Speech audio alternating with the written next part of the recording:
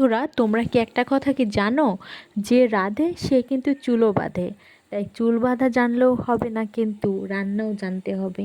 Hello everyone, welcome back to my another new blog video. বন্ধুরা, আজকে তোমাদেরকে দেখাবো কি জানো? পাবদা মাছ রান্নার রেসিপি। পাবদা মাছ তো এমনিতেও ভুনা করে খাওয়া যায়, কিন্তু আলু আর বেগুন দিয়ে রান্না করলে কিন্তু আলাদাই একটা মজা হয়। তোমরা ভিডিওটা দেখতে থাকো, অনেক ভালো লাগবে। আমি মশলাগুলো ভালোভাবে কষাই নিয়েছি, তারপর আলু পাতলা করে স্লাইড করে কেটে নিয়েছি। কাটার পরে ধুয়ে মশলার মধ্যে দিয়ে দিলাম সিদ্ধ হওয়ার জন্য। 5 মিনিট পর ঢাকনা তুলে দেখলাম আলুগুলো খুব সুন্দরভাবে সিদ্ধ হয়ে গেছে। দেখো কালারটা জাস্ট। অবশ্যই মশলার মধ্যে কয়েক টুকরা তোমরা দিয়ে দিবা, বিশেষ করে কালি জিরা দিয়ে দিবা, তাহলে কিন্তু ঘ্রাণটা অন্যরকম হবে, খেতেও অনেক মজা হবে।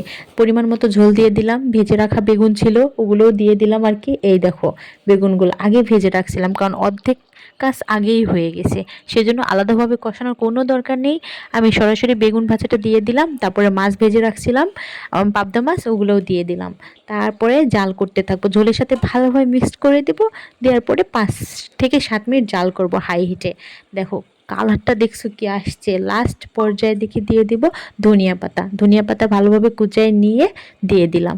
দেখো কালারটা কত সুন্দর আসছে না বন্ধুরা? ফাইনাল লুকটা দেখো, just yummy.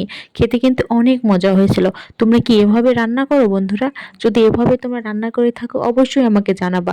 Like comment share করে পাশে থাকবা। ধন্যবাদ সবাইকে। আল্লাহ হাফেজ।